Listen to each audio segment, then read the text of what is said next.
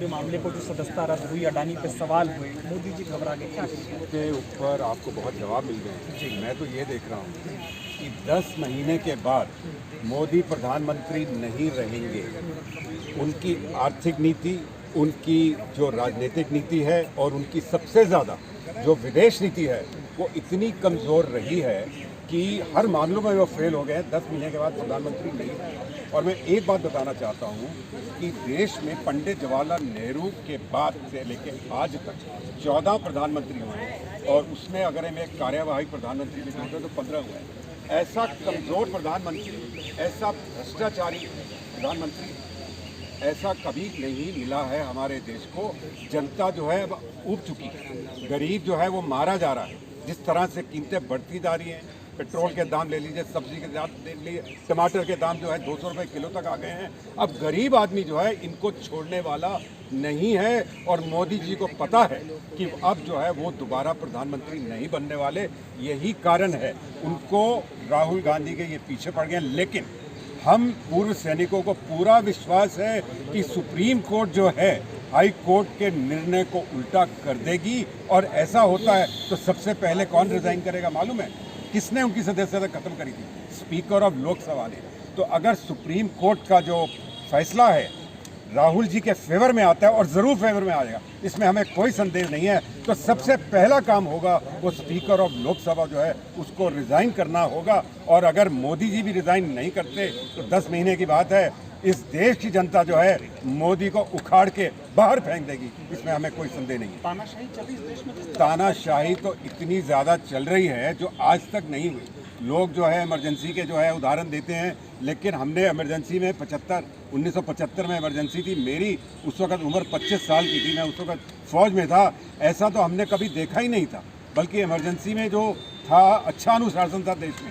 अब क्या है कि एकदम जो फ्रीडम ऑफ स्पीच होती है, फ्रीडम ऑफ एक्सप्रेशन होता है, वो सब खत्म हो गया। और प्रधानमंत्री स्वयं जो है पहले प्रधानमंत्री है जिन्होंने आज तक इनको हिम्मत नहीं हुई एक भी प्रेस कॉन्फ्रेंस करने की। कितनी शर्म की बात है। अब मैं पंडित जी जवाहरलाल नेहरू के समय तक नहीं जाना चाहता हूँ। आप पिछले प्रधानमंत्री से तुलना कर दीजिए। डॉक्टर मनमोहन सिंह जब भी विदेश जाते थे, जब भी वापस आते थे, वो एयरपोर्ट के ऊपर जो है प्रेस वार्ता करते थे। वैसे भी 3 महीने में एक बार कम से कम वो प्रेस वार्ता करते थे।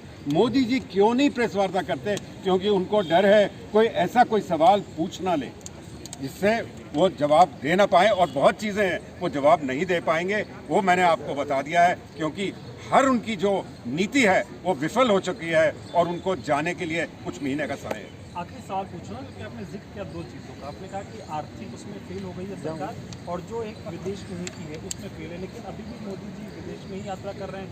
लोग कह रहे हैं अमेरिका में डंका बज रहा है। और अर्थव्यवस्था की बात करते बीजेपी वाले तो ऐसा बता देते हैं कि जो 9 सालों में हो गया कभी 70 साल में नहीं हो पाया था। देखिए ये सब दिखावा है। आज जो विदेश नीति होती है उसका सबसे बड़ा प्रमाण क्या होता है कि आपके पड़ोसियों के साथ आपकी कैसी नीति है। चाइना के साथ आप फेल हो चुके हैं, पाकिस्तान से आप फेल हो चुके हैं। आपके यहाँ पे ना उनका हाई कमिश्नर है, ना हमारे पास उनका हाई कमिश्नर है। नेपाल से हमारे रिश्ते बिगड़ गए हैं, श्रीलंका से हमारे रिश्ते बिगड़ गए हैं, म्यांमार से हमारे रिश्ते बिगड़ गए हैं। यहाँ तक कि जिस देश का इंदिरा जी ने निर्माण करा, बांग्लादेश का, उसके साथ भी हमारे रिश्ते बिगड़ गए हैं। रूस हमारा सबसे जो है पक्का दोस्त रहा है इतने सालों तक। उनके ऊपर हम कितना निर्भर रहे हैं रूस के ऊपर, उसके साथ भी उन्होंने रिश्ते बिगाड़ लिए हैं। और ऐसा लग रहा है कि अमेरिका के साथ कुछ संबंध जो है अच्छे हुए हैं। लेकिन ये जो अमेरिका के साथ जो संबंध है, आप पीछे चले जाइए। पंडित जवाहरलाल नेहरू 3 बार गए थे अमेरिका और 3 में से 2 बार वहाँ के राष्ट्रपति एयरपोर्ट पे आए थे उनको लेने के लिए। और मोदी जी जब अमेरिका जाते हैं तो वहाँ का कोई सेक्रेटरी होता है, बहुत अंडर सेक्रेटरी होता है, वो उनको रिसीव करता है। तो जो पंडित जवाहरलाल नेहरू का या इंदिरा गांधी का, राजीव गांधी का, डॉक्टर मनमोहन सिंह का जो कद था, मोदी जी तो वो कहीं भी तुलना में नहीं। ठीक है, थैंक यू सर।